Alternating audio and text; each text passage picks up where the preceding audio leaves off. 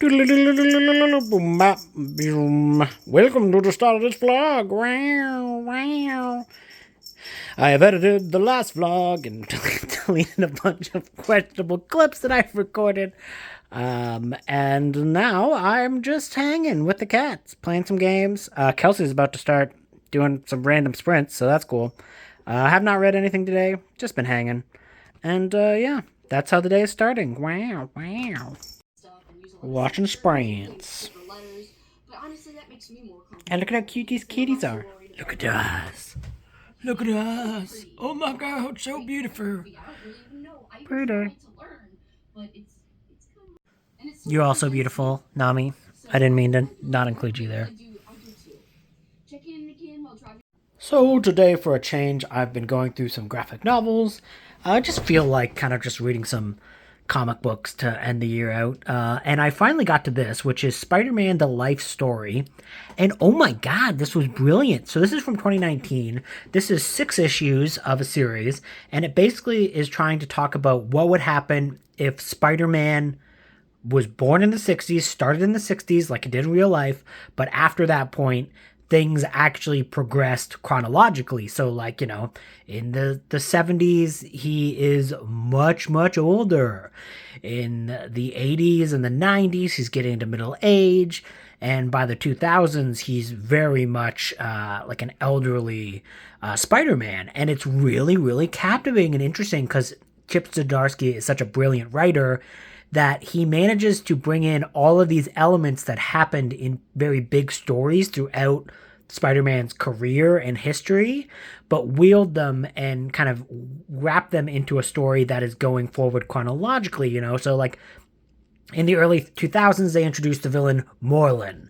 But what if when they did that, Spider-Man was like in his 60s? And like it adds a new flavor and a new vibe to the story and really kind of tackles things in a very interesting, unique way. Like the early issues are very much talking about the Vietnam War. And then as it goes on, you get into the 80s and he's trying to juggle a family. And it's just all really, really great stuff that's really, really well thought out and really well thought through, and is easily one of the best Spider-Man comics I've ever read, and certainly one of the best Spider-Man comics in the last, 20 years. Like, this was just spectacular. Amazing. Sensational. Other Spider-Man terms. But yeah, this was an absolute blast. I completely adored it. Another graphic novel down. This one is one that I have read previously, but it's been years upon years. So I remembered vague outlines of this story, but it's been so long since I've read it. It was still like a kind of pretty fresh experience, especially because I don't know if I remember liking this comic as much as I did. I thought this was a pretty great comic that had a lot of great monster action, but also had like a really good story to it and a really good heart and interesting characters.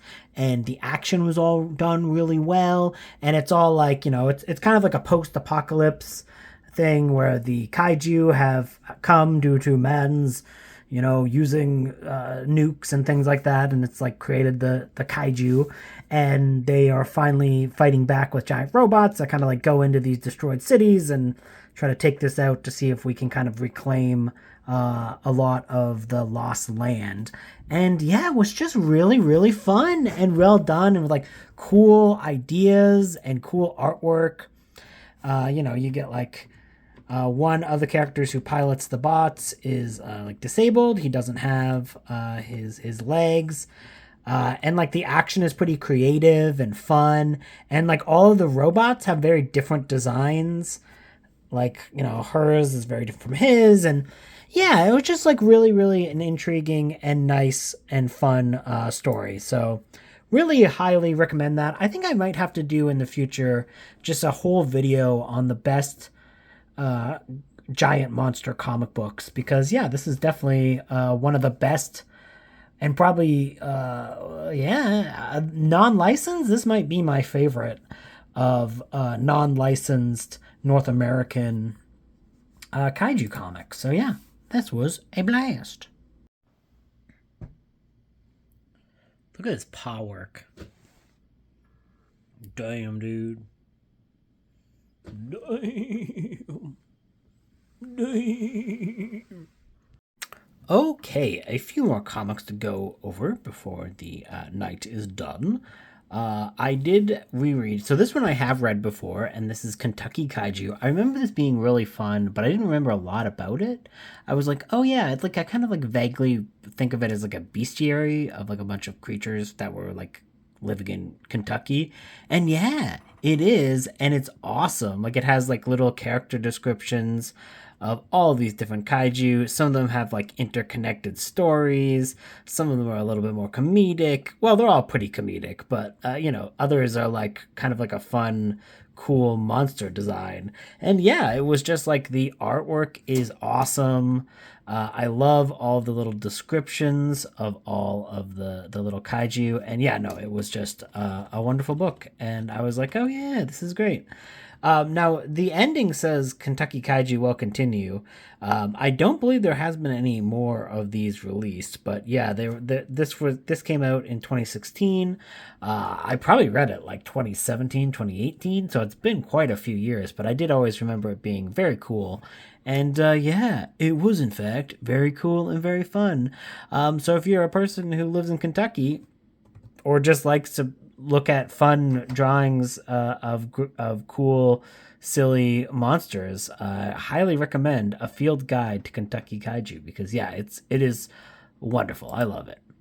On the less wonderful end, I did read Pacific Rim Tales from Year Zero. Now, the actual text of this is not terrible. It's actually it's written by Travis Beacham, who did write the original Pacific Rim, and this makes the artwork look so cool. But yeah, the artwork is not very good. It's not terrible. Like this stuff is not bad, but the problem is it's not consistent. So like as you go through, it'll like change art styles, and like some of the art is really bad, some of the art is really good. And it's not a terrible comic by any means. It's got some cool stuff in it. It does have some few weird kind of tropes that I don't love. Like there's some stuff about like, mental health tropes that I'm like, I don't know if I like that. Like somebody who has like mental health issues and then they merge and they have like somebody that they can attach to pilot a Jaeger, and it helps them through their issues, which like was nice, but also it's like I don't know what you're trying to say there completely. And but other than that, it's basically like a reporter. So this is a prequel to the original Pacific Rim movie, and it is basically a reporter going through and interviewing all of these various Jaeger pilots, and trying to get the story of what exactly it was like in the early years of the Kaiju War, which is all stuff that you don't get to see in the original Pacific Rim movie because you kind of get into the story at the very end. So yeah, no, it wasn't bad. It was okay. It has some cool artwork in it and some fun. Little tidbits of the world, but I don't think it was anything special. I don't think you're missing out with anything if you never ever read this. And then one that was a complete surprise, the last one for today, is Pacific Rim Amara. Now, this is a character who is from the second Pacific Rim movie. I know a lot of people do not like Pacific Rim Uprising. I liked it. I thought it was fun. I thought that was a fun. It's like it's not high art by any means, but it is a fun movie. And one of the fun aspects of it is Wrecker, which is this little mini Jaeger who's like running about doing some fun stuff in that movie. And this was just an awesome comic book, like really, really cool. For one, consistent artwork throughout and cool looking ideas for artwork, like really nice artwork that tells a story and has a lot of character and life to it. So you could really tell people were trying hard. Another thing I love about this, it kind of like introduces, because like this all takes place like after the first Pacific Rim, so there's no more kaiju. So there's actually no kaiju in this other than at the beginning when you see her story. But there is all of these people who have like taken up doing like illegal mech races by like making like vehicles to race out of old Jaegers. So like there's like the Scudlers, which is like, they made it out of a old like hand and it like goes right. It kind of like gives this wacky races vibe, but like through the realm of Pacific Rim, which I just thought was awesome. And yeah, no, it's just kind of a nice story, kind of like setting up this character. And I really just like the artwork, and I kind of liked how creative it is because it got like this whole like mech racing idea to it. And yeah, no, that was a cool little comic. Even if you don't love the second Pacific Rim movie, if you get a chance, I actually would recommend Pacific Rim Amara. And it's funny because I actually think like for Legendary Comics, like this probably is one of the best and most consistent things that they've done, which is kind of wild because you know this is not a specifically a very popular character. And like you would think the prequel to Pacific Rim would be a little bit more consistent, and you think that some of their Godzilla comics would be more consistent because those are bigger budget movies, but not especially. They can be in varying quality, but this one was quite good. So yeah, got a lot of comics done today, so that's nice. And I'm finish this before the night is done. This is a Warhammer book. Of all characters in Warhammer, if anyone could be described as the person who is the biggest of the big bads, it would probably be Lorgar. So this is kind of like an origin story for one of the biggest villains and one of the biggest bastards in Warhammer. So yeah, it was a good read. It read very much like it was like a Mad Maxy story where this is when he like landed on this planet, this desert planet as a kid, and got swept up in this religious hierarchy, and basically like started a war to unify the entire planet under one religion, his religion, with him at the forefront. And yeah, no, it was really an interesting book with a lot of very interesting ins and outs and some interesting characters. And I liked it quite a bit. I liked it quite a bit. These Primark novels are, I think they're quite good. I think they're quite good and enjoyable. So another one down.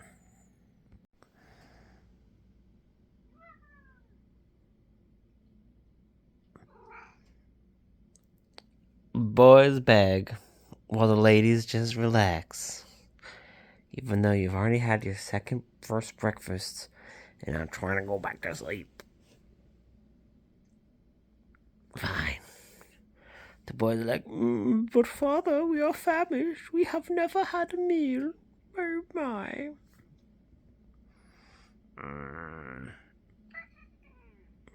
I hear you. Fine.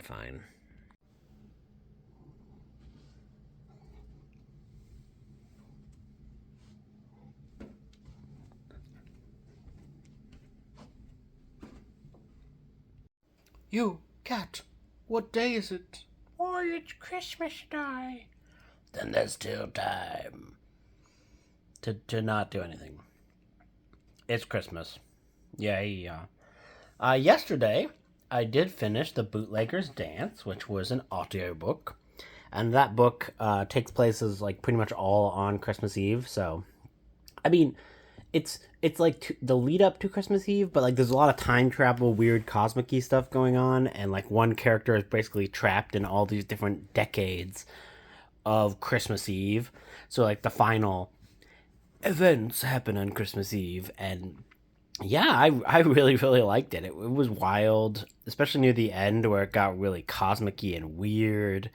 It's a Arkham horror book, so it's got like the Lovecraftian cosmic horror vibe. It's a bit more like I noticed those ones.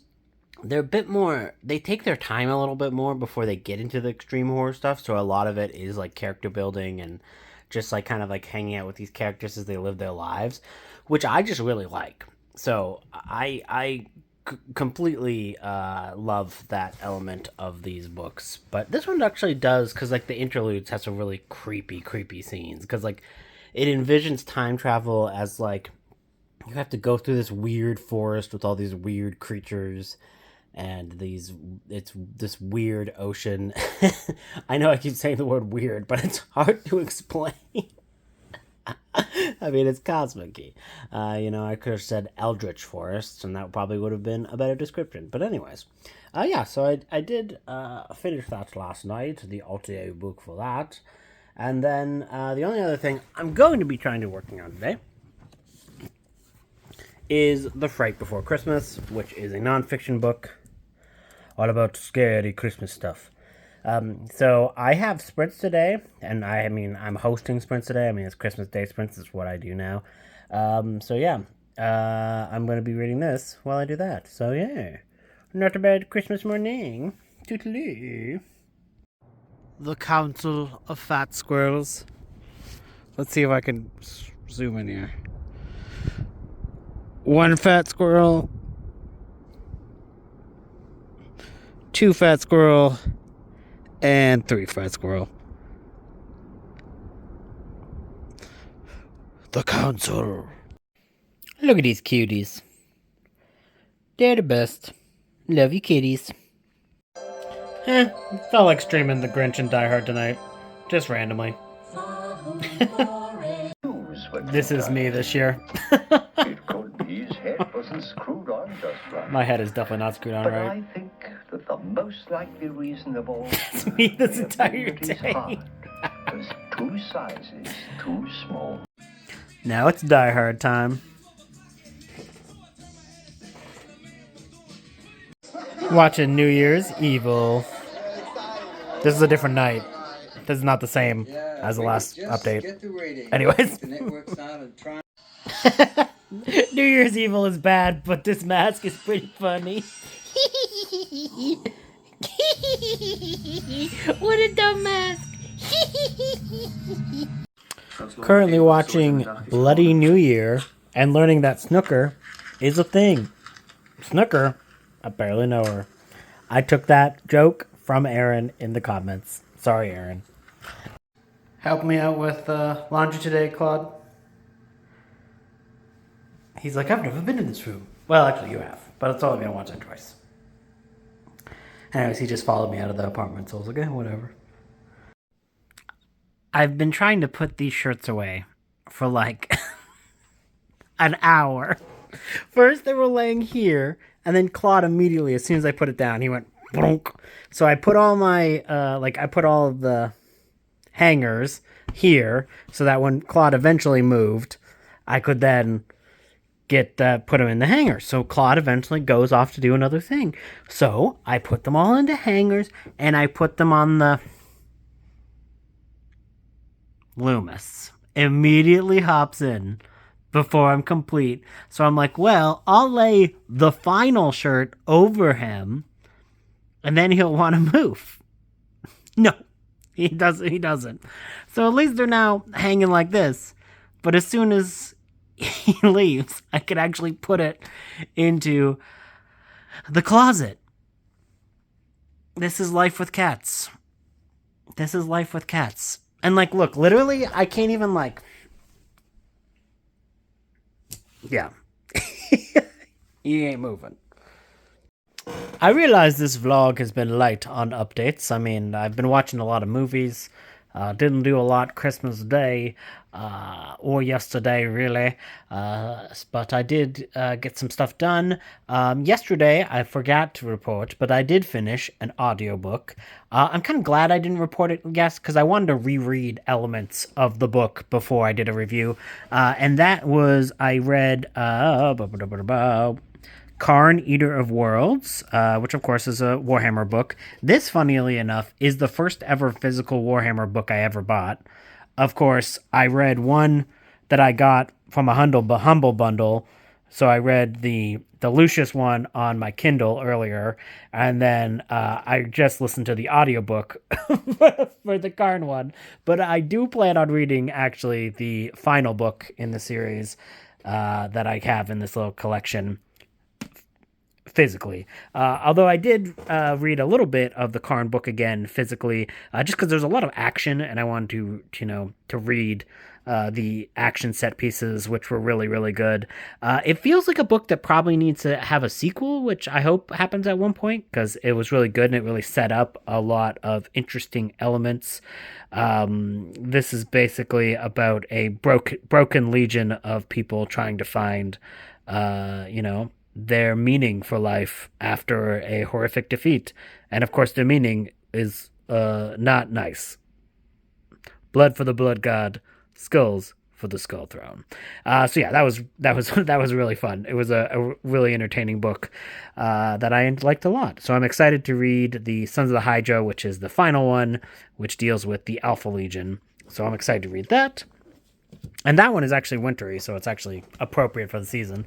I did also, today, I finally finished The Fright Before Christmas, which is a very short book, and I probably should have finished it in one night, but oh well, it took me 3 days. Whatever.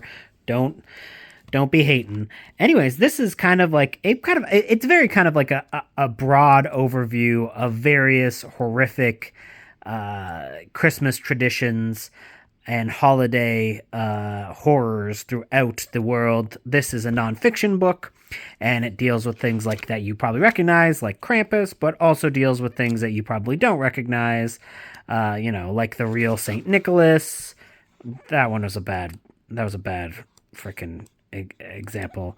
But yeah, so along with things that you don't recognize, like Belsnickel, and there's like some weird gnomes. There's the freaking weird ghost horse. A lot of really fun tom-tens. Anyways, there's a lot of stuff that I didn't know from this book, and it was a joy to read. The Kraken Kolos. I probably said that wrong, but the Karakon Kolos. But that guy was really cool. I just love the look of this thing. Anyways, this was fun. Again, this is like a kind of like a very broad overview of folklore and doesn't really get too heavy into the weeds because it is a short book, but it does present to you some cooler, legends and folklore that I want to further expand upon later. So yeah, had a great time with this book. The segment on Black Peter, I don't know how I felt about because, anyways, that's a very oof. That is, don't look that up. That's bad. That's very bad. That's very bad. But it goes over that tradition and talks a little bit about them and how they've tried to change the tradition to not be as blatantly racist. And it's not. It's still pretty racist. But other than that, I also did finish a comic book today, which was Carnage, the one that got away. This is one that I've owned for a while. Basically, Carnage, the guy who is a serial killer, and he's covered in red tentacles, and he's part of the symbiote, Spider-Man shit. Anyways, he's pretty much locked into a mine, and he has to survive from all these people who are going down the mine to try to permanently take out the vile serial killer. And yeah, this was fun. Had cool artwork, and yeah, there was a werewolf named Man Wolf. And it's basically like they lure him to this trap because they go like, oh, we have the one survivor of Carnage's first, rampage. So he wants to go finish his finished business. So that's how he gets there. And then they trap him. And there's a whole kinds of weird mystical shenanigans going on in the mine. And yeah, no, it was a lot of fun. So that was enjoyable. Now I'm going to go for a walk, but I'm hoping to get to a few more comic books. I got a few comics that I want to read, but we will see. Update you later, maybe. Bye.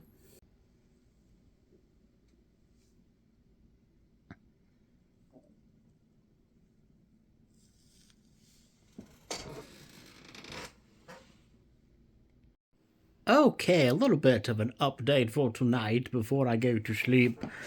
First off, I am reading Disco Death Trap. Whew, I'm not enjoying this very much. I'm about 40% in. No one's died yet. And it feels like it started out as being like a pretty decent slasher film. And then all of a sudden somebody put in like an episode of like Glee. Like a real bad CW show. And listen, I like CW shows. This was a bad CW show. Did not care before anyone or anything really happened. And I don't really like the writing style very much. Like there's some weird phrasing and some weird things in here. Anyways, I'm 30% in. Sorry, I'm 40% in. So I'm nearing the halfway point, so I will finish this.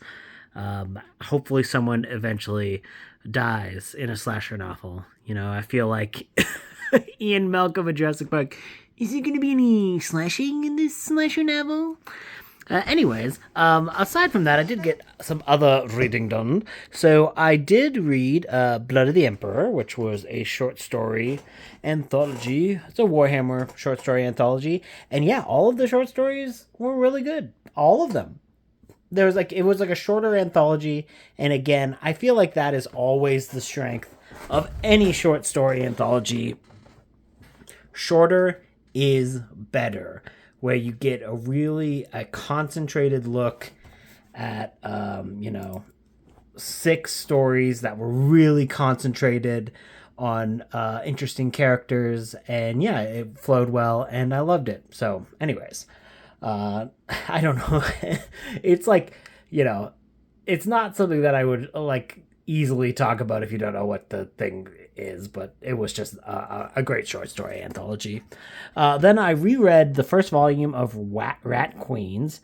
I had read this like ages ago, years ago, and yeah, I love this. I loved it. It's like all about these like sweary, hard drinking ladies who go on adventures, and yeah, they just have fun, and they kind of party, but they're also like, trying to find out who wants them dead, and their shenanigans, like they have to like deal with the fact that their rowdiness is not very popular with the folks that they are living with. So yeah, it's just like a really fun kind of goofy fantasy series that I love.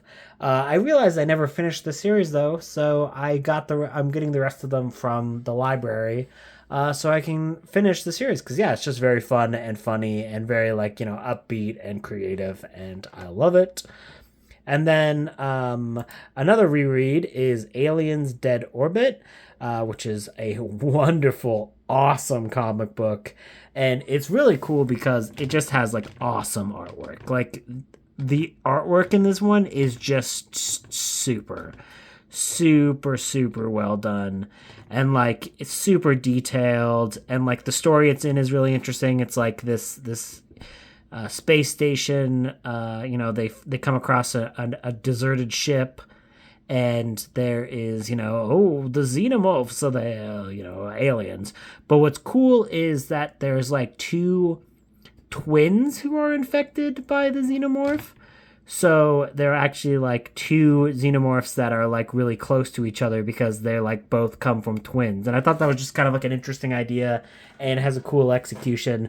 And yeah, the artwork is fantastic. It has very much like that original Alien and Aliens feel, where everything is like a little bit more hands-on, tactical, retro sci-fi feeling.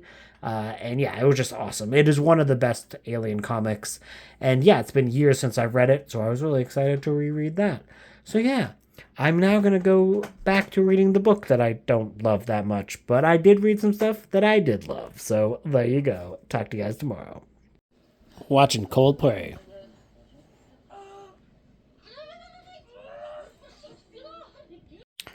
Just did craft night for the holiday hell people and my patrons, and I was painting some minis, and I found out the secret to painting pretty okay looking miniatures. It's gold. It's gold looks quite good on the minis. So there you go. My oranges were not showing up very well, so I decided to paint these guys like with gold, and it looks way better. I'm doing pretty good. These are probably the last base paints for these are the last base paints for any of the Stormcast Eternals. So now it's just doing the finishing touches on them. This guy still needs a lot more work, because I got to paint his mount and all that stuff and his weapons. But for most of them, it's time for just doing the finishing touches, and I will be done with them. So that's kind of fun. So yeah, I'm making good progress. Why are you so offended? Why are you so sad? Loomis is just screaming at me. Oh yeah. Currently watching Kitty Sprints. Loomis just screaming. Why are you screaming, bro? You have food, I think. Hey, you still have food. Eat. Eat and stop screaming.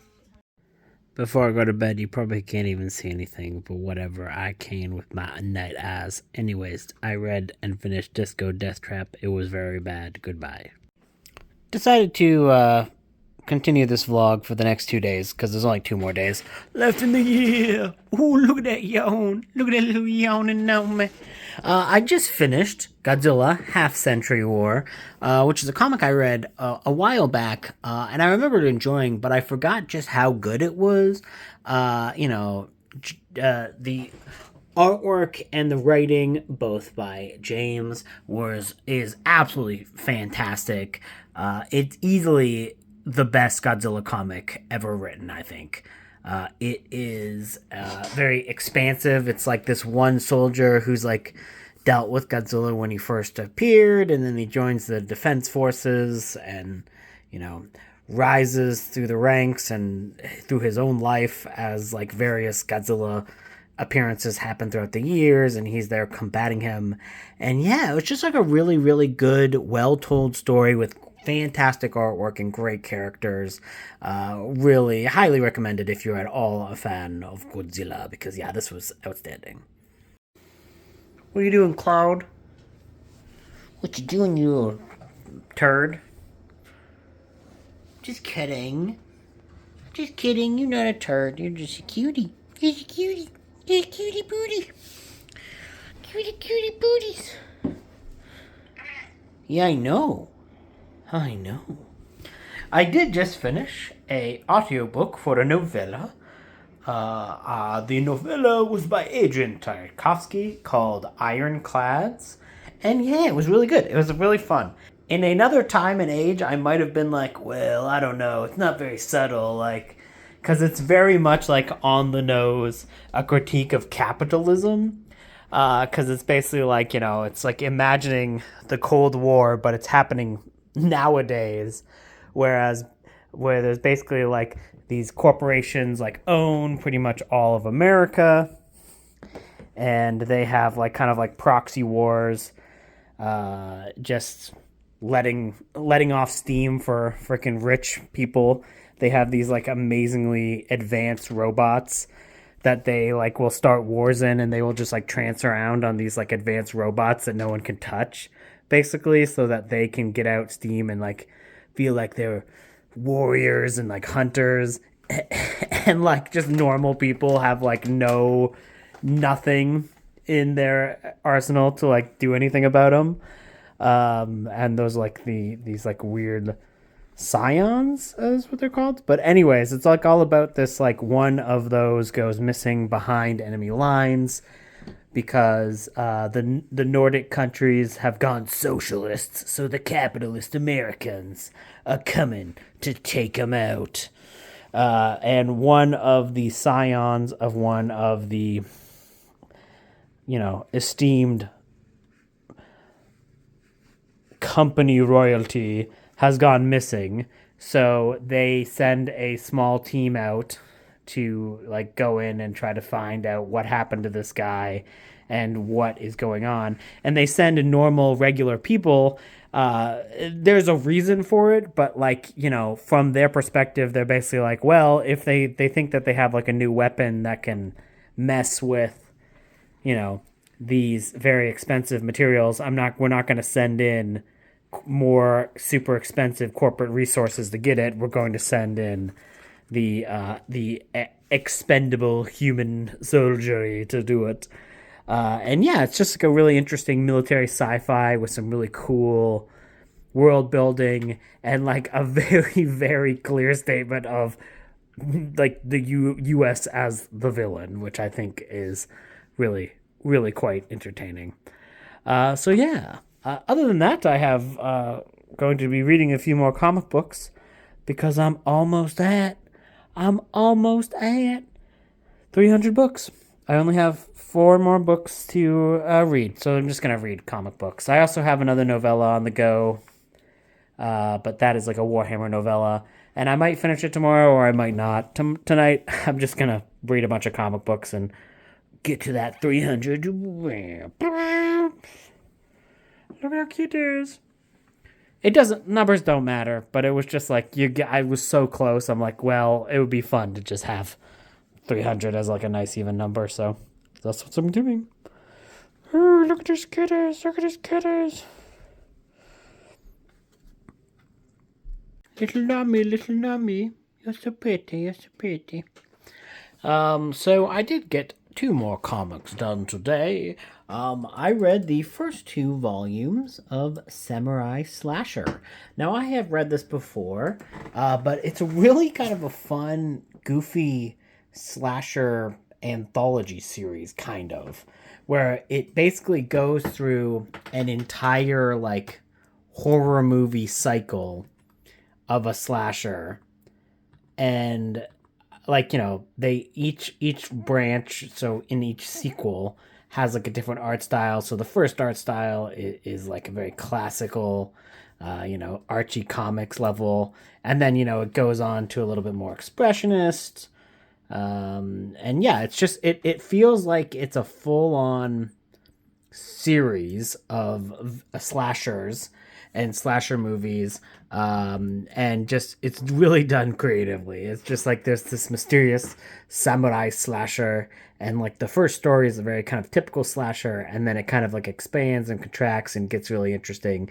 In part two, they have like blown up the slasher like with a tank. It gets very goofy and silly, but different parts of his armor have survived, and like they kind of like take over people. So there's a lot of like really cool, little, really interesting elements of that. Of like somebody finds, the like somebody finds like the helmet, and that gives them a weird someone finds a faceplate, and that gives them weird abilities, and like the all the armors want to like reassemble, so it's like all of these like disparate elements kind of get together.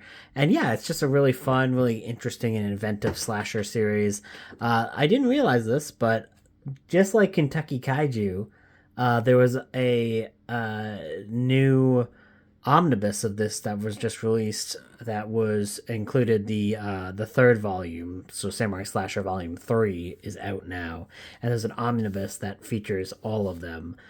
So I thought that was cool. And like that recently got like kickstarted. So I was like, wow, that's like literally what happened with Kentucky Kaiju too. Like I don't know what's going on with these weird comics that I've read before, but like years upon years ago. And then I have been reading the original Ghost in the Shell, which is very different than the movie. I'd only seen the movie, and like the plot is like similar, and like the designs, yeah, like the designs are like very much the same, but it's a lot more cartoony and kind of silly cyberpunky story.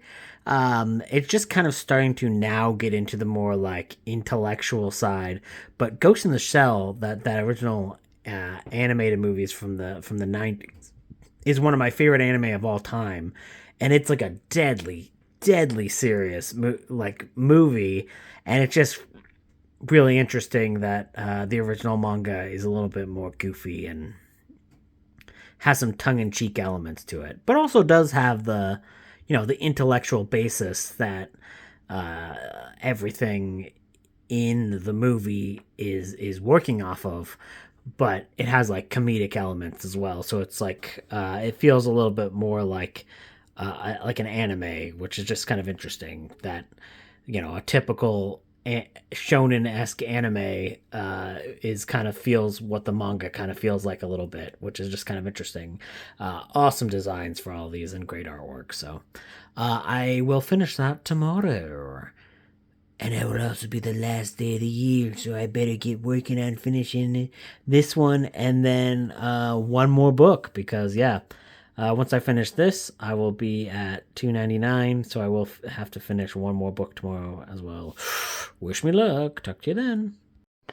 Just a quick update before I go to bed, because it is New Year's. Boop, boop, boop. And I did manage to get to 300 before the end of the year. I just finished my yearly, incredibly unhinged New Year's sprint with Kelsey. So first off, I did read Monstrous, which was really, really good. I've heard about this book for a while, but I haven't actually read it. And it just has awesome artwork, really fun cats, and it's just like a very like grim, dark fantasy universe. And I would really, really recommend it. I kind of feel like the less you know going in, probably the better, because it's just kind of interesting to kind of explore as the world expands. But yeah, if you're into grim, dark fantasy, into comic books at all, it is really, really cool. It's got great artwork and really interesting characters, and I'm interested to see how the story goes. And then I did also finish the first volume, the first like main volume of Ghost in the Shell, and I didn't love this. I thought it was like there was stuff that I definitely enjoyed and thought was quite good about this. It was an interesting kind of a cyberpunk universe, and I enjoyed the cyberpunky aspects. I do feel like this kind of has like a little bit of a right wing esque kind of bent to some of its politics that I don't love. Like it's not like super blatant, but it seems to be kind of more in that vein. But the characters are pretty interesting, and I was kind of surprised that it has like a comedic tone because I've seen the movie, and the movie is a very serious, really artistic, very kind of like thoughtful movie. And the comic book is thoughtful and interesting and intriguing, but it's also like kind of like a normal manga where you like read it and like people making goofy faces and there's like comedy and other types of things being explored, which was interesting. But I think that the film actually takes and switches around the story in a way that actually takes all the best elements from the story and kind of calcifies it into an amazing movie. So I'm going to probably watch that movie tomorrow. We watch that movie because it was a really good movie, and I want to see how it kind of holds up after watching this. So, yeah. Happy New Year, everybody, and I hope you guys have a wonderful day. Goodbye.